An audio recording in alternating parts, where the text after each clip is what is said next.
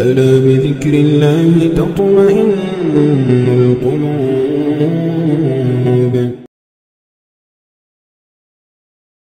محترم حضرات، بزرگوں اور بھائیوں، بہت مختصر اور معروف سورت جس کو ہم سورہ عصر کہتے ہیں اور اکثر نمازوں میں لوگ اس سورت کو پڑھتے ہیں، وہ سورت میں نے آپ کے سامنے تلاوت کی ہے۔ اس کے اندر اللہ تبارک و تعالی نے زمانے کی قسم کھائی۔ جب کسی چیز کی اہمیت ہوتی ہے تو قسم کھاتے ہیں اور اس کو مستقل بتایا جاتا ہے توجہ دلانے کے لیے، اور اس کی پائیداری بتانے کے لیے بتایا جاتا ہے کہ قسم یہ فلاں کی ہے، فلاں کی ہے۔ تو اللہ تبارک و تعالی نے زمانے کی قسم کھائی ہے اور فرمایا بے شک آدمی ضرور خسارے میں ہے، مگر جو ایمان لائے اور انہوں نے اچھا کام کیا اور صبر کیا اور حق پہ رہے، وہ لوگ کامیاب ہیں۔ آج اس وقت جو حالات ہیں اور ان حالات میں مسلمانوں پر بالخصوص جو مصیبتیں آ رہی ہیں، وہ مصیبتیں اور حالات سب سے بڑی وجہ یہ ہے کہ ہم نے اللہ کے حکموں کو چھوڑ دیا ہے اور نبی اکرم صلی اللہ تعالی علیہ وسلم کی سنتوں کو ترک کیا ہے۔ تاریخ میں واقعات بھرے ہوئے ہیں جب بھی انسان نے اللہ کی نافرمانی کی، ایمان ہوتے ہوئے رسول اللہ صلی اللہ علیہ وسلم کی نافرمانی کی، تو اللہ تبارک و تعالی نے ان کو آزمائش میں مبتلا کر دیا۔ اللہ تبارک و تعالی نے ان کو امتحانات میں مبتلا کیا، اور جب نافرمانیاں حد سے زیادہ بڑھ گئی، نافرمانیوں کے انبار لگ گئے اور انسان نے اللہ کی ماننی چھوڑ کر شیطان کی ماننی شروع کر دی، تو اللہ تعالیٰ بے انتہا رحیم ہے، کریم ہے، غفور ہے۔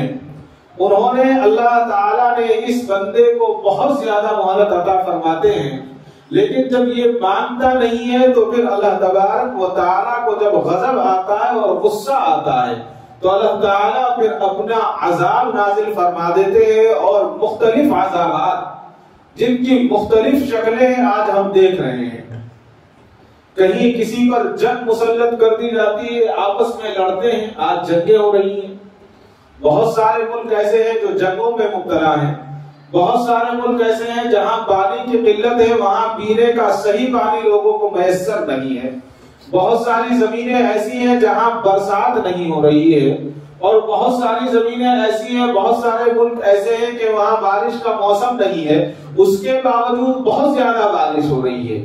یہ ساری کی ساری شکلیں اور یہ سارے کے ساری باتیں جو ہے یہ اللہ کا عذاب ہے۔ انسان جب اللہ تعالیٰ کی نافرمانی کرتا ہے تو اللہ کو جب غصہ آتا ہے، زمین کو ہلکا سا ہلا دیتے ہیں، سارے کے سارے ملک تباہ و برباد ہو جاتے ہیں۔ اس کی چھوٹی چھوٹی سی مثالیں میرے اور آپ کے سامنے ایک دو نہیں بلکہ سینکڑوں ہیں۔ مسلم نے حضرت سلمہ بن اکوع رضی اللہ تعالیٰ عنہ سے روایت کی ہے، فرمایا کہ نبی اکرم صلی اللہ علیہ وسلم کی خدمت میں ایک شخص بیٹھا ہوا بائیں ہاتھ سے کھانا کھا رہا تھا۔ جب وہ کھانا کھا رہا تھا تو آپ صلی اللہ علیہ وسلم نے اس کو دیکھا اور نصیحت فرمائی۔ آپ نے فرمایا تم الٹے ہاتھ سے کھانا کھا رہے ہو، یہ غلط ہے، تم الٹے ہاتھ سے کھانا نہ کھاؤ بلکہ سیدھے ہاتھ سے کھانا کھاؤ۔ تو اب اس کو چاہیے یہ تھا کہ وہ الٹے ہاتھ سے چھوڑ دیتا اور سیدھے ہاتھ سے کھانا شروع کر دیتا، لیکن جب انسان نافرمان ہوتا ہے اور شیطان کے چنگل میں پھنس جاتا ہے تو اس کو سمجھ میں نہیں آتا کہ سامنے والے نے کس نے نصیحت کی ہے، نصیحت کرنے والا کون ہے اور نصیحت کیا ہے۔ حضور اکرم صلی اللہ علیہ وسلم نصیحت فرما رہے ہیں، اس سے آپ سے بڑا اور کون ناصح ہو سکتا ہے، لیکن اس نے ٹال دیا۔ اس نے حضور کی بات کو سنا اور بات کو سننے کے بعد ٹال دیا اور اس پر توجہ نہیں دی، بلکہ اسی بے پردگی اور اسی بدتمیزی کے ساتھ اور بے باکی کے ساتھ الٹے ہاتھ سے کھانا کھاتا رہا۔ اس پر آپ صلی اللہ علیہ وسلم نے فرمایا کہ تو سیدھے ہاتھ سے کبھی نہ کھانا کھا سکے گا۔ یہ اب آپ صلی اللہ علیہ وسلم کی بد دعا تھی، پہلے تو آپ نے اس کو سمجھایا، اس کو بتایا، لیکن جب اس نے بات کو سنا نہیں اور سمجھا نہیں تو آپ صلی اللہ علیہ وسلم نے بددعا فرمائی، اور بددعا بہت سادے سے لفظوں میں یہ تھی کہ آئندہ تو سیدھے ہاتھ سے کھانا نہ کھا سکے گا۔ اتنا کہنا تھا کہ آپ صلی اللہ علیہ وسلم کی بات کا یہ اثر ہوا کہ اس کا سیدھا ہاتھ ہمیشہ کے لیے بیکار ہو گیا، اور پوری زندگی وہ اپنا ہاتھ منہ تک نہیں لا سکا۔ الٹے ہاتھ سے جو اس کو کھانا کھاتا تھا الٹے ہاتھ کا ہی رہ گیا، سیدھے ہاتھ کو اٹھانے کی اس کی توفیق نہیں ہوئی، اور اللہ تبارک و تعالیٰ نے اس کا سیدھا ہاتھ جو ہے بالکل بیکار کر دیا۔ جب انسان اللہ کی نافرمانی کرتا ہے تو اللہ تبارک و تعالیٰ اس کو دنیا ہی میں عذاب میں مبتلا کر دیتے ہیں۔ جیسا کہ میں نے آپ سے عرض کیا کہ جب انسان اللہ کا نافرمان ہو جاتا ہے تو اللہ تعالیٰ سب سے پہلے سجدے کی توفیق چھین لیتے ہیں، اللہ تعالیٰ مسجد میں آنے کی توفیق چھین لیتے ہیں، اللہ تعالیٰ قرآن کریم کی تلاوت کی توفیق چھین لیتے ہیں، اللہ تعالیٰ نیک کام کرنے کی توفیق چھین لیتے ہیں، اور برائیوں میں مبتلا ہو جاتا ہے۔ اور جب برائیوں میں مبتلا ہوتا ہے تو اللہ تعالیٰ پھر دنیا ہی میں اس پر عذاب نازل کرتے ہیں، اور دنیا کے لوگ اس کو دیکھتے ہیں، اور دکھانے کا مقصد یہ نہیں ہوتا کہ اللہ تعالیٰ جو چاہے وہ کرے، اللہ تعالیٰ کو دکھانے کا مقصد صرف یہ ہوتا ہے کہ وہ ارحم الراحمین کے ساتھ قہار بھی ہیں اور جبار بھی ہیں۔ اللہ تعالیٰ کو دکھانے کا مقصد یہ ہوتا ہے تاکہ ہم سبق حاصل کریں، اور سبق حاصل کرنے کے بعد آنے والی جو زندگی ہے وہ زندگی ہماری اللہ کے حکموں کے مطابق گزرے۔ بہت سارے واقعات حضرت عبداللہ بن حشام رحمۃ اللہ علیہ کا بیان ہے۔ ایک میت کو غسل دینے کے لیے گئے، اور جب اس میت کو غسل دینے کے لیے پہنچے اور اس کے منہ سے چادر ہٹائی تو آپ نے دیکھا کہ اس کے گلے کے پاس، اس کی گردن کے پاس ایک کالا ناگ سانپ بیٹھا ہوا ہے۔ حضرت عبداللہ بن حشام نے دیکھا، اور دیکھنے کے بعد کہا کہ اس قدر سیاہ ناگ ہے، اور آپ نے اس کو آواز دی اور اس سے بات کی، اور اس سانپ سے کہا کہ اگر تو اللہ کی طرف سے اس پر مسلط ہے تو ہمیں اس سے کوئی انکار نہیں ہے، ہم اللہ سے پناہ مانگتے ہیں، بس میری ایک گزارش یہ ہے کہ ہمارے یہاں اسلامی طریقہ یہ ہے کہ جب موت ہو جاتی ہے تو میت کو نہلایا اور کفنایا جاتا ہے، میں تجھ سے یہ گزارش کرتا ہوں اگر تو اللہ کی طرف سے ہے جب تک ہم اس کو نہلائیں اور کفنائیں تو اس سے دور ہو جا، تاکہ ہم اپنا کام آسانی کے ساتھ کر سکیں۔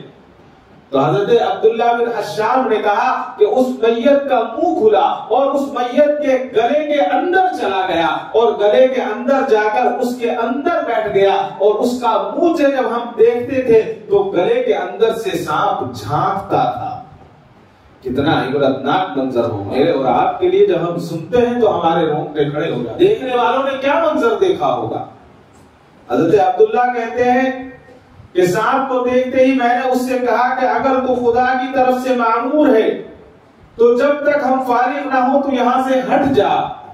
لہذا یہ سنتے ہی وہ اس کے حلق کے اندر چلا گیا، اور جانے کے بعد وہی تیزی کے ساتھ بیٹھا رہا، اور اس کو انہوں نے نہلا دیا اور کفنا دیا۔ کفنانے کے بعد لوگوں نے بتایا جخم ملحد تھا، اللہ سے اس نے انکار کر دیا تھا، اللہ تبارک و تعالیٰ کی توحید سے ہٹ گیا تھا۔ بظاہر پہلے مسلمان ہوگا، لیکن جب وہ توحید سے ہٹا تو اللہ تبارک و تعالیٰ نے دنیا کو دکھایا، اور وقت کے بزرگ، وقت کے عالم، وقت کے بہترین شخص نے ان کو غسل دینے کے لیے گئے، لیکن اس وقت بھی سانپ وہیں پر اس کے حلق میں چلا گیا اور بیٹھا رہا۔ اس سے کیا اندازہ ہوتا ہے؟ یہی اندازہ ہوتا ہے کہ یہ جو زندگی، مختصر سی زندگی اللہ تبارک و تعالیٰ نے مجھے اور آپ کو دی ہے، اس مختصر سی زندگی کو ہمیں کامیابی کے ساتھ گزارنا چاہیے۔ اگر ہم کامیابی کے ساتھ گزاریں گے تو اللہ تبارک و تعالیٰ دنیا میں بھی اچھی موت عطا فرمائیں گے، اور آنے والی زندگی، ہمیشہ ہمیش کی زندگی جو کامیاب زندگی ہے وہ کامیاب ہو جائے گی۔ ورنہ تو کیا ہوگا؟ یہاں سے مرنے کے بعد سب سے پہلی منزل، سب سے پہلی جگہ جو دنیا کے اندر ہی ہے وہ آخرت کی پہلی منزل اور پہلا زینہ ہے، وہ قبر ہے، اور قبر اتنا سخت معاملہ ہے کہ اس کے تعلق سے ہم سوچ بھی نہیں سکتے۔ بارہا ہم نے آنکھوں سے دیکھا بتائیے اگر کوئی کروڑ پتی یا لاکھ پتی آدمی مرتا ہے، کوئی سی ایم یا پی ایم مرتا ہے اور اس کو قبرستان میں دفن کیا جاتا ہے، چاہے وہ دنیا کا کہیں کا بھی بادشاہ ہو، مجھے آپ بتائیے کیا کسی نے آج تک کسی کے قبر میں کھڑکی دیکھی ہے؟ کسی کی قبر میں کھڑکی نہیں ہوتی، کتنا ہی مالدار کیوں نہ ہو، اس کی قبر میں کوئی آزائش اور آرائش کا سامان نہیں ہوتا، کسی کی قبر میں کوئی گدا نہیں ہوتا، کوئی بستر نہیں ہوتا، دنیا کے اندر چھوٹی سی کنکر پر پیر نہ رکھنے والا جب قبر میں جاتا ہے تو وہی مٹی ہوتی ہے جو مٹی سب کے لیے ہوتی ہے۔ اور اگر قبر کامیاب ہے تو پھر ساری منزلیں آسان، اور اگر قبر آسان نہ مشکل ہو جائے تو ساری مشکلیں آگے کی مشکلات ہی مشکلات کا معاملہ ہے۔ حضرت حشام رضی اللہ تعالیٰ اپنے والد عروہ رضی اللہ تعالیٰ سے روایت کرتے ہیں کہ ایک مرتبہ ایک شخص نے سفر کیا اور وہ سفر مکے اور مدینے کے درمیان تھا۔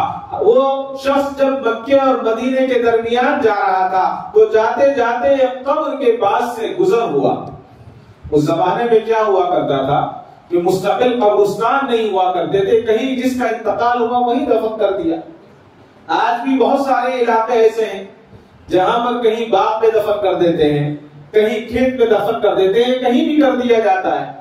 تو وہ زمانہ ایسا ہی زمانہ تھا، مکہ اور مدینے کے درمیان سفر ہو رہا ہے، سفر کے درمیان اس شخص کا ایک قبر کے پاس سے گزر ہوا تو اس نے دیکھا کہ ایک شخص قبر سے نکلا اور وہ قبر سے نکلتا ہوا جلتا ہوا نکلا، اور جلتے ہوئے نکلنے کے ساتھ اس کے بدن کو لوہے کی زنجیروں سے جکڑ رکھا تھا۔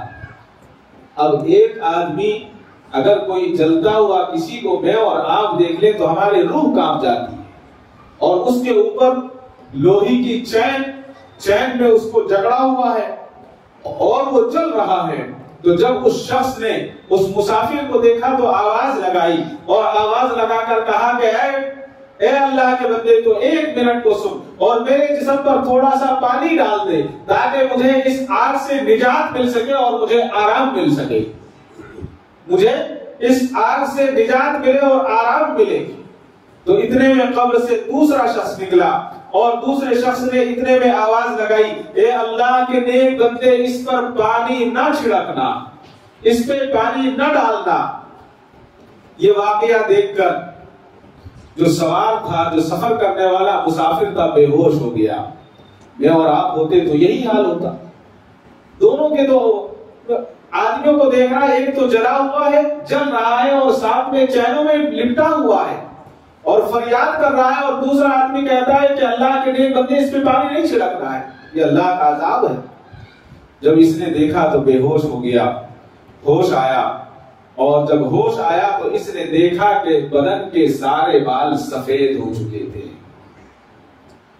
اللہ اکبر! صرف دیکھنے سے بال سفید ہوئے ہیں، نہ اس کے قریب گیا، نہ اس کے اوپر اس کا کچھ اثر ہوا، صرف اس منظر کو دیکھنے کا معاملہ یہ ہوا کہ اس کے سارے بال جب آنکھ کھلی تو سفید تھے۔ گھبرا گیا، مدینہ پہنچا۔ حضرت عثمان غنی رضی اللہ تعالیٰ اس وقت امیر المومنین تھے۔ اس واقعے کی خبر حضرت امیر المومنین عثمان غنی رضی اللہ تعالیٰ کو دی گئی۔ حضرت عثمان غنی رضی اللہ تعالیٰ نے اس وقت ایک حکم جاری فرمایا۔ آپ نے فرمایا کہ اب آدمی کوئی سفر تنہا نہ کرے، اس لیے کہ وہ سفر میں اکیلے تھے، اگر کچھ اور ہو جاتا تو ان کو کون لانے والا ہوتا؟ کہ تو اللہ نے ان کو زندگی عطا فرمائی تھی، بال سفید ہو گئے، اور لوگوں کو اللہ تعالیٰ کو بتانا تھا کہ دیکھو عذاب قبر کتنی مشکل چیز ہے۔ تو حضرت عثمان غنی رضی اللہ تعالیٰ نے فرمایا کہ جاؤ، آج کے بعد میں یہ بتاتا ہوں کہ لوگ جو ہے اکیلا سفر نہ کریں، اس لیے کہ اگر اکیلا سفر کریں گے تو مشکلات کا سامنا ہوگا۔ آج انسان دنیا کی شکل میں، یہ ہمارے سامنے دنیا کی آرائشیں، دنیا کے آرام، دنیا کی زیبائش، جس کو خوبصورتی کہیں گے یا کچھ بھی کہیں گے، یعنی ہر چیز چمکتی ہوئی ہمیں اچھی لگتی ہے۔ یہ دراصل یہ آج سے نہیں ہے، شیطان کا بہت پرانا حربہ ہے۔ جب انسان کسی اچھے کام میں لگتا ہے تو وہ انسان کیا کرتا ہے؟ شیطان اس انسان کو دنیاوی آرائش میں، زیبائش میں، دنیا کی چیزوں میں اسے مبتلا کر کر اس کی طرف کھینچ لیتا ہے اور کہتا ہے کہ دیکھو یہ دنیا کی فلاں چیزیں تمہیں فائدہ پہنچائیں گی، اتنا اچھا لگے گا، لہذا یہ کام کرو، یہ کام چھوڑ دو۔ تو انسان جو ہے رحمان کی چھوڑ دیتا ہے اور شیطان کی سننے میں لگ جاتا ہے، اس لیے کہ وقتی طور پر مزہ ملتا ہے، اور پھر جب شیطان کی جنبش میں آ جاتا ہے، اس کی گرفت میں آ جاتا ہے، تو پھر انسان نہیں رہتا، وہ بھی شیطان ہو جاتا ہے۔ قارون کے تعلق سے ہم نے بارہا سنا، لوگ کہتے ہیں اس کے پاس قارون کا خزانہ ہے۔ قارون کون تھا؟ قارون کے بارے میں اگر ہم پڑھتے ہیں تو تعجب ہوتا ہے۔ حضرت موسیٰ علیہ السلام کے چچا کا بیٹا تھا۔ حضرت موسیٰ کے چچا کا بیٹا قارون نہایت خوبصورت آدمی، نہایت حسن و جمال اس کے پاس موجود، عقل بھی اللہ نے اس کو خوب دی تھی اور مال بھی اس کو خوب دیا تھا، اس لیے اس کو قارون نہیں بلکہ اس زمانے میں لوگ منور کہا کرتے تھے، یعنی نور والا کہا کرتے تھے، اس کو روشنی والا کہا کرتے تھے۔ دماغی روشنی اس کے پاس تھی، دل کی روشنی اس کے پاس تھی، اور اللہ نے اس کو مال و دولت سے بھی نوازا تھا۔ تو حضرت سیدنا موسیٰ علیہ السلام نے یہ کہا کہ قارون جو ہے ساری چیزوں کے ساتھ ساتھ آپ کو یہ پتا چلے کہ قارون بہت بڑا عالم بھی تھا۔ صرف قارون ہم کہتے ہیں، حضرت موسیٰ کا چچا کا بیٹا، خوبصورتی میں بھی خوب، مال و دولت میں بھی خوب، اور اس کے ساتھ ساتھ تورات کا بہت بڑا عالم تھا، اور عالم ہونے کے ساتھ ساتھ لوگوں سے بہت اچھی طرح ملا جلا کرتا تھا، ملنسار بھی تھا، اور ملنسار کے ساتھ ساتھ بہت زیادہ با اخلاق بھی تھا، لوگوں سے بہت اچھی طرح ملتا۔ حضرت موسیٰ علیہ السلام کو زکوٰۃ کا حکم ہوا، کہا کہ آپ اپنے امتیوں سے کہیں، اپنی قوم کے لوگوں سے، مسلمانوں سے کہیں کہ وہ زکوٰۃ ادا کریں۔ قارون کو کہا گیا کہ تم زکوٰۃ ادا کرو، تو قارون نے حضرت موسیٰ علیہ السلام کے سامنے وعدہ کر لیا کہ میں اپنی زکوٰۃ ادا کروں گا، اور میں اپنے تمام مالوں میں سے 1000واں حصہ زکوٰۃ کا نکالوں گا۔ کہا کہ ٹھیک ہے، اور جب اس نے مال کو جمع کیا اور مال کو جمع کرنے کے بعد اس کا حساب لگایا تو اس کے ہوش اڑ گئے کہ اتنا مال اللہ کے راستے میں خرچ کرنا ہے، اتنا مال مجھے زکوٰۃ دینا ہے۔ شیطان نے جو ہے فوراً اس کے دل میں بات ڈالی اور اس کے دل پر قبضہ کیا اور کہا کہ یہ تو کیا کر رہا ہے، یہ تو مال ختم ہو جائے گا تیرا، اتنا سارا مال تو زکوٰۃ میں ادا کر دے گا تو تیرے پاس کیا رہے گا، اگلے سال پھر زکوٰۃ دے گا، پھر زکوٰۃ دے گا، تو یہ تو چند سالوں میں سارا مال ختم ہو جائے گا۔ جب یہ بات قارون کو سمجھ میں آ گئی اور دل میں اس کی ریاکاری پیدا ہو گئی، اور دل میں ایک بات پیدا ہو گئی کہ یہ شیطان تو صحیح کہتا ہے، بات تو صحیح ہے کہ اگر میں اپنا مال موسیٰ علیہ السلام کے لوگوں پر اس طرح سے خرچ کروں گا تو یہ سارا مال ختم ہو جائے گا۔ لہذا اس نے ایک تدبیر سوچی کہ کیوں نہ میں سیدنا موسیٰ علیہ السلام ہی کو بدنام کر دوں، یا آپ پر کوئی الزام لگا دوں تو حضرت موسیٰ علیہ السلام پھر مال نہیں مانگیں گے۔ گھر کو آگ لگ گئی گھر کے چراغ سے، وہ ایک شعر ہے نا، گھر کے ہی لوگ زیادہ پریشان کرتے ہیں۔ حضرت موسیٰ علیہ السلام کے خلاف ہو گیا اور آپ کے خلاف بکواس کرنے لگا، اور اس کو شیطان نے اس کے ذہن میں ایک بات ڈالی، اور یہ ڈالی کہ تو ایسا کر کے حضرت سیدنا موسیٰ علیہ السلام پر الزام لگا دے۔ تو اس نے ایک عورت کو بلایا جو غریب اور نادار مسکین تھی، اور بلا کر کہا کہ میں تجھے بہت سارا مال دوں گا، بہت سارا پیسہ دوں گا، چاندی سونا دوں گا، فلاں جو چیزیں اس زمانے میں نہیں ہوں گی، یہ ساری چیزیں تو لے لے، اور تجھے چھوٹا سا ایک کام یہ کرنا ہے کہ صرف مجمع کے اندر جا کر یہ کہنا ہے کہ اے موسیٰ تم نے میرے ساتھ برا سلوک کیا، اور نعوذ باللہ معاذ اللہ تم نے مجھ سے زنا کیا ہے۔ کہا کہ ٹھیک ہے، مال ایسی چیز ہوتی ہے کہ وہ انسان کو اندھا کر دیتی ہے، اس کو سمجھ میں نہیں آتا کہ مجھے اس وقت کیا کرنا چاہیے۔ تو اس نے کہا کہ ٹھیک ہے، پیسے کے مال اور دولت کے لالچ میں آئی، اور لالچ میں آنے کے بعد اس نے بات کہا کہ ٹھیک ہے میں ایسا ہی الزام لگا دیتی ہوں۔ تو حضرت سیدنا موسیٰ علیہ السلام اپنی امت کے ساتھ، اپنی قوم کے ساتھ بیٹھے ہوئے وعظ فرما رہے تھے، تو قارون وہاں پہنچا اور قارون نے پہنچ کر کہا کہ اے موسیٰ واعظ بعد میں کرنا، بیان بعد میں کرنا، میں آپ سے وہ پوچھنا چاہتا ہوں کہ اس عورت کے ساتھ آپ نے بدکاری کیوں کی؟ بتائیے، جس نے بدکاری نہ کی ہو، گناہ نہ کیا ہو، اور بھرے مجمع کے سامنے آپ اس کو جا کر اس طرح کہہ دیں تو اس سے بڑی بے عزتی اور کیا ہو سکتی ہے؟ حضرت موسیٰ علیہ السلام خاموش ہو گئے۔ حضرت موسیٰ نے فرمایا کہ ٹھیک ہے، تم کہتے ہو کہ میں نے بدکاری کی ہے تو میرے سامنے اس عورت کو لاؤ، میرے سامنے اس کو بلاؤ تاکہ میں اس سے معلوم کر لوں اور اس بات کا سب کو پتہ چل جائے۔ قارون کو یقین تھا کہ مال و دولت کے حرص میں وہ عورت تو بالکل کہے گی۔ اس عورت کو بلایا گیا اور بلا کر اس عورت کو بٹھایا۔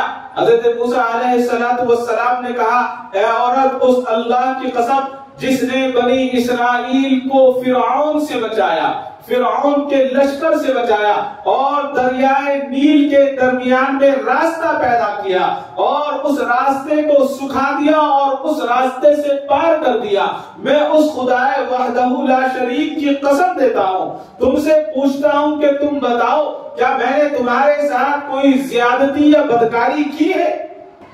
جب یہ بات سنی تو عورت کانپ اٹھی۔ ایک طرف تو موسیٰ کا جلال تھا اور پھر ایمانی قوت اور اللہ تبارک و تعالیٰ کی عظمت کو بیان کیا، اور اس کے بعد کہا کہ تم بتاؤ۔ عورت کو کوئی جواب نہیں ملتا، گھبرا جاتی ہے اور پریشان ہوتی ہے، اور پریشان ہونے کے بعد کہتی ہے کہ اے موسیٰ، قارون نے مجھے مال و دولت کا حرص دیا تھا، قارون نے کہا تھا کہ میں تجھے اتنا مال دوں گا تو موسیٰ علیہ السلام پر بدکاری کا الزام لگا دے، لہذا میں نے اس لیے الزام لگایا کہ مجھے مال مل رہا تھا۔ حضرت موسیٰ علیہ السلام سجدے میں گر گئے اور سجدے میں گرا کر سجدے میں دعا کی، اور دعا کر کے اللہ کے نبی حضرت موسیٰ نے کہا، اے اللہ، قارون پر اپنا قہر نازل فرما۔ پھر آپ نے مجمع سے فرمایا، جو قارون کا ساتھی ہو وہ قارون کے ساتھ رہے، اور جو وہ ہمارا ساتھی ہے ہمارے ساتھ رہے۔ قارون کے تعلق سے آتا ہے کہ صرف 2 آدمی ایسے تھے جو قارون کے ساتھ تھے، باقی تمام کے تمام حضرت موسیٰ علیہ السلام کے ساتھ ہوئے۔ چنانچہ 2 جو شیطان یا خبیث جن کو کہا جائے وہ انبیاء علیہ السلام یعنی حضرت موسیٰ علیہ السلام سے ہٹ کر قارون کے ساتھ ہو گئے، اور جب قارون کے ساتھ ہو گئے حضرت موسیٰ علیہ السلام کو جلال آیا، اور جلال میں حضرت موسیٰ علیہ السلام نے زمین کو حکم دیا کہ اے زمین تو اس کو پکڑ لے، تو قارون ایک دم گھٹنوں تک زمین میں دھس گیا، اور پھر آپ نے دوبارہ زمین سے یہی کہا کہ تو اس کو کمر تک پکڑ لے، تو پھر وہ کمر تک دھس گیا، اور یہ دیکھ کر قارون رونے لگا، بلبلانے لگا اور رشتہ داری کا واسطہ دینے لگا۔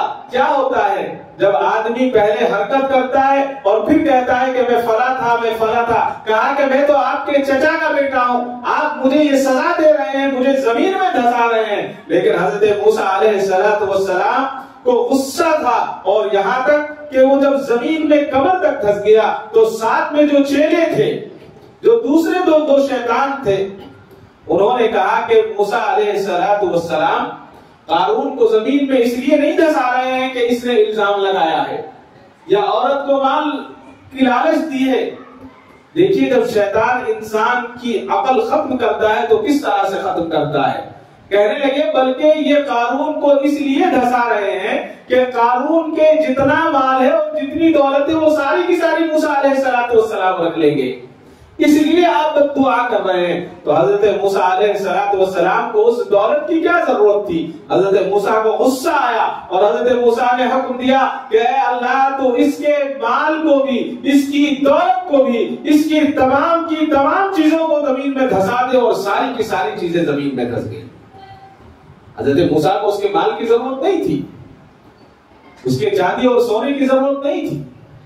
معلوم یہ ہوا کہ یہ جو دنیا ہے یہ بہت چھوٹی سی دنیا ہے، اور جب انسان اللہ کی نافرمانی کرتا ہے تو اللہ تبارک و تعالیٰ اس کو دنیا ہی میں دکھا دیتے ہیں کہ دنیا کتنے سب کچھ ہوتے ہوئے دنیا اس کے لیے کوئی حیثیت نہیں رکھتی۔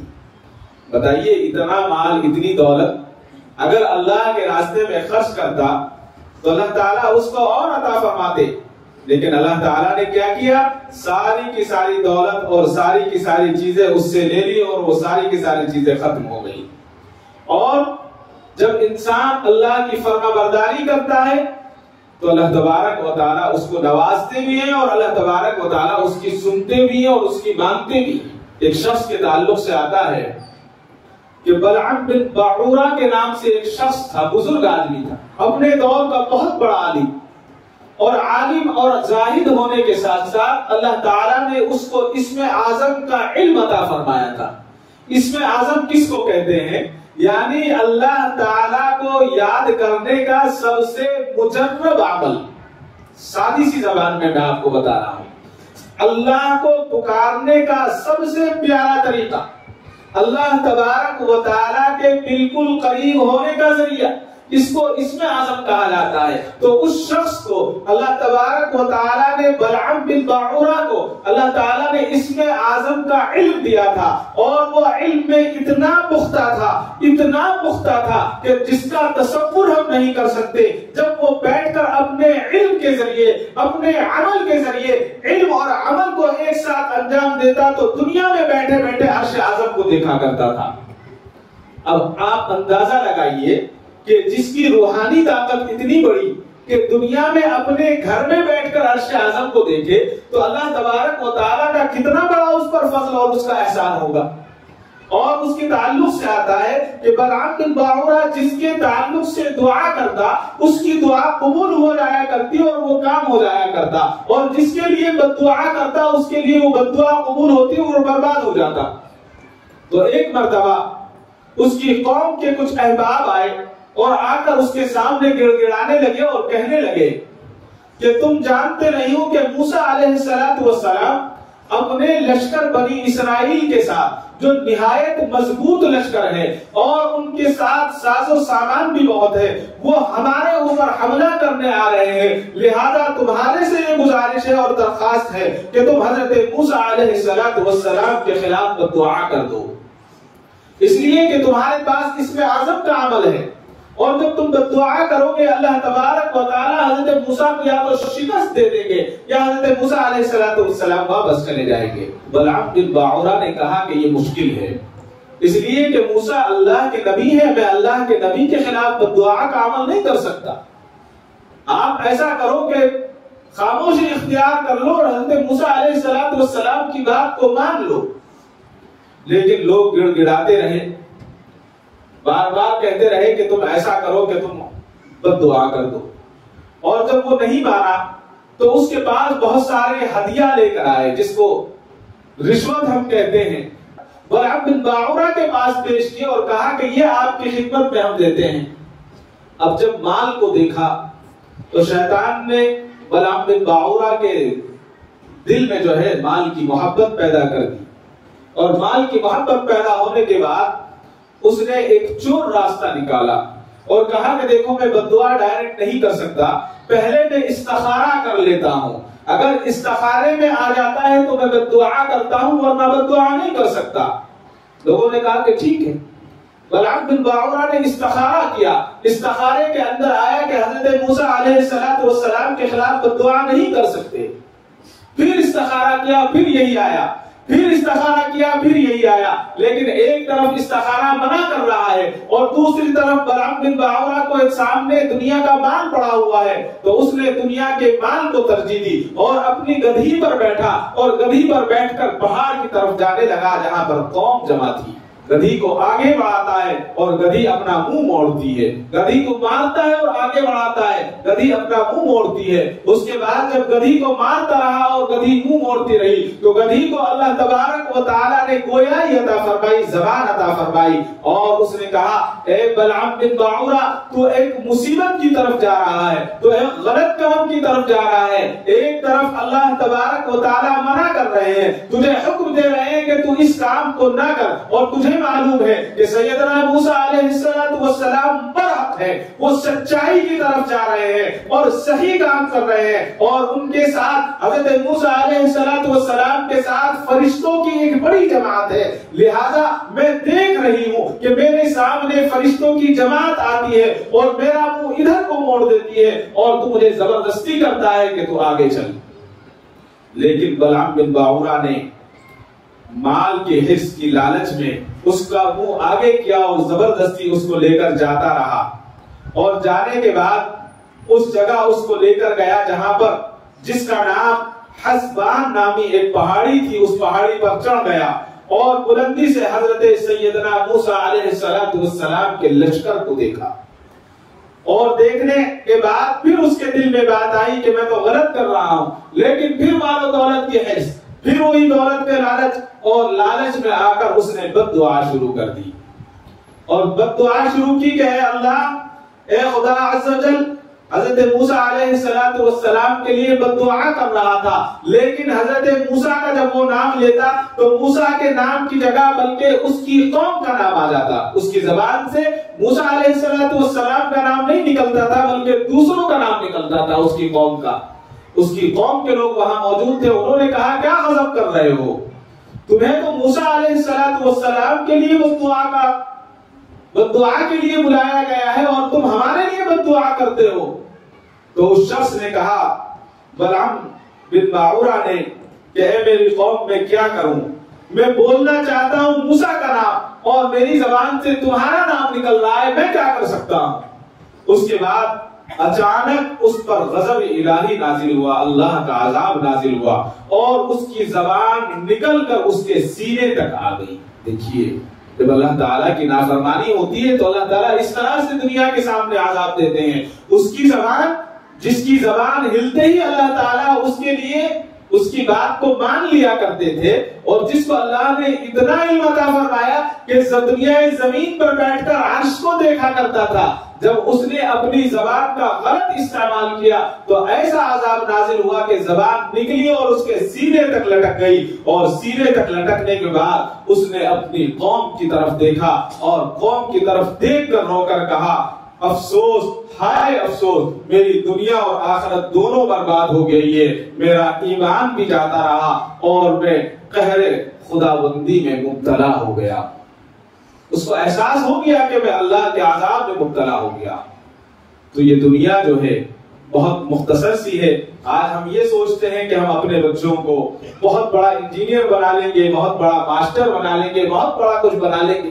ساری چیزیں ٹھیک ہے، یہ اسباب ہے، ہمیں بنانا چاہیے، لیکن اس میں سب سے پہلے ضرورت یہ ہے کہ شریعت کا پاس ہو۔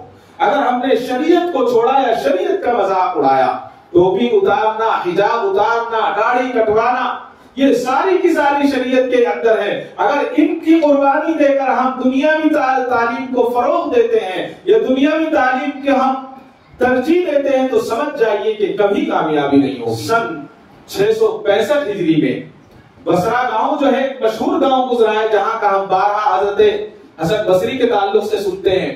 بصرہ کے اندر ایک مجمع تھا، اور ایک مجمع کے اندر ایک عالم دین مسواک کے تعلق سے خطاب کر رہے تھے کہ مسواک کی کیا فضیلت ہے۔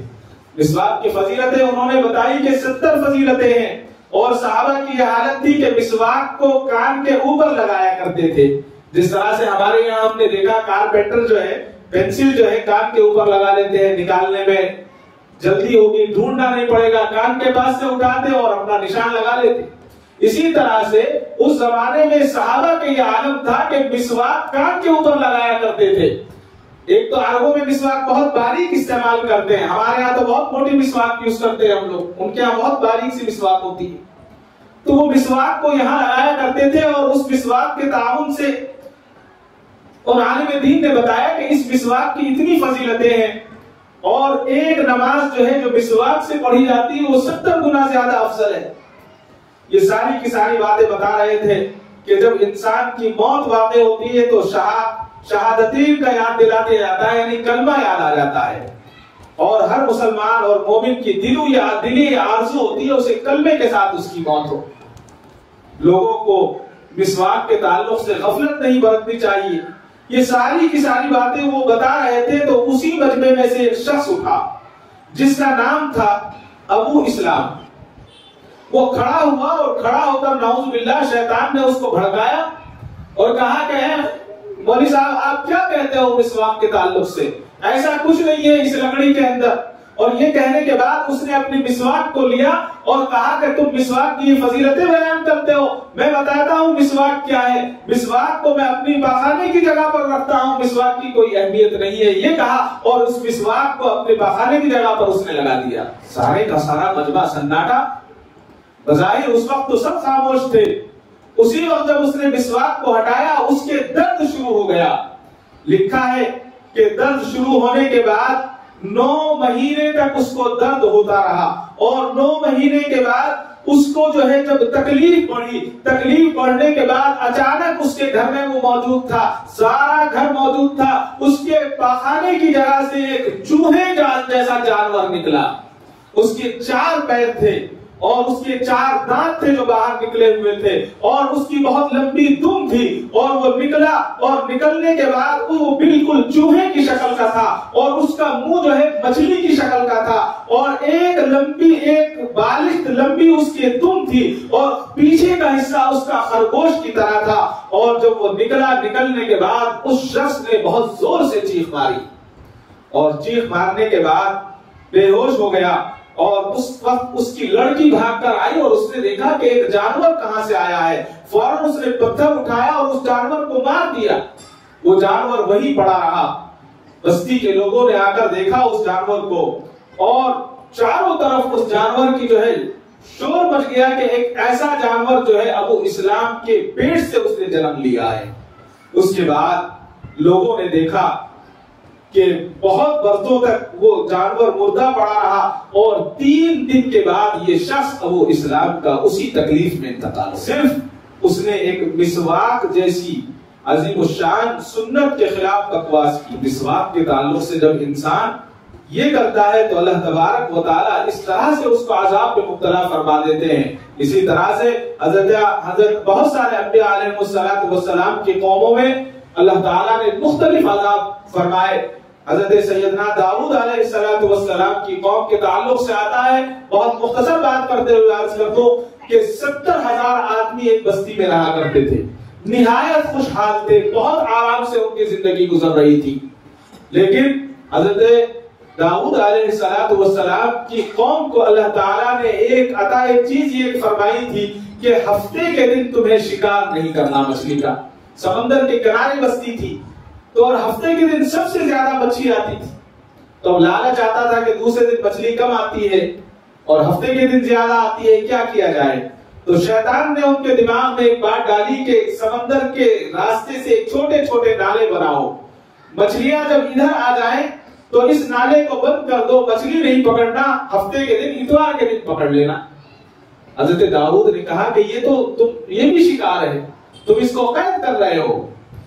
تو 3 فرقے بن گئے ان کے یہاں. 3 لوگ. ایک لوگ وہ بنے جنہوں نے اس کو برا سمجھا، دوسرے لوگ وہ بنے جنہوں نے اس کی مخالفت کی اور اس سے دور رہے، اور تیسرے لوگ وہ بنے جنہوں نے نالیاں بنا لی اور اس میں سے مچھلی آتی اور اس کو بند کر لیتے اور اتوار کے دن اس مچھلی کو اٹھا لیتے. تو ایک دن دیکھا کہ 3 جو یہ لوگ تھے، حضرت داؤد نے تینوں کو الگ الگ بانٹ دیا. تینوں قومیں جو ہے الگ الگ ہو گئی. جو مچھلی پکڑنے والے تھے چوری سے، اللہ کی نافرمانی سے، ان کو الگ کر دیا. جو برا ماننے والے تھے ان کو الگ کر دیا اور جو اللہ کی فرما برداری کرنے والے تھے ان کو الگ کر دیا. تو ایک دن جب اٹھے تو وہاں سے دروازہ بند ہے، وہ دروازہ کھلتا نہیں ہے اس بستی کا، اس علاقے میں رہنے والوں کا. تو دیوار پر سے چڑھ کر دیکھا تو سارے کے سارے لوگ بندر بن گئے تھے. 12,000 کی تعداد لکھی گئی ہے کہ 12,000 یہودیوں کو اللہ نے بندر بنا دیا. اس کے بعد انہوں نے دروازہ کھولا تو سارے کے سارے بندر باہر آ گئے اور اپنے رشتہ داروں کو دیکھتے ان کے کپڑے سوکھتے اور ان سے چمٹ جاتے اور رویا کرتے تھے. لیکن ان کو پتہ نہیں چلتا تھا کہ یہ کون ہے. اللہ تعالیٰ نے اس طرح سے بہت سارے عذابات اس دنیا کے اندر بھیجے، اور وہ اس لیے بھیجے کہ جب اللہ کی نافرمانی کی تو یہ آج جو ہے مختلف طریقوں سے، مختلف ذریعوں سے ہمیں اللہ کے حکموں سے روکا جا رہا ہے اور نبی اکرم صلی اللہ علیہ وسلم کی سنتوں سے روکا جا رہا ہے۔ تو یہ وہ وقت ہے کہ ہم تھوڑی تکلیف اٹھا لے، لیکن اپنی سنتوں پر، یعنی اللہ کے نبی کی سنتوں پر اور اللہ کے حکموں کو ہم نہیں چھوڑیں گے۔ اگر اللہ کے حکموں کو ہم نے چھوڑ دیا تو ماں جانے معلوم کیا ہوگا، دنیا بھی خراب ہوگی اور آخرت بھی خراب ہوگی۔ اللہ تعالیٰ مجھے اور آپ کو کہنے سننے سے زیادہ عمل صالح کی توفیق عطا فرمائے۔ وآخر دعوانا الحمدللہ رب العالمین۔ کعبے پہ پڑی جب پہلی نظر، کیا چیز ہے دنیا بھول گیا، کیا چیز ہے دنیا بھول گیا۔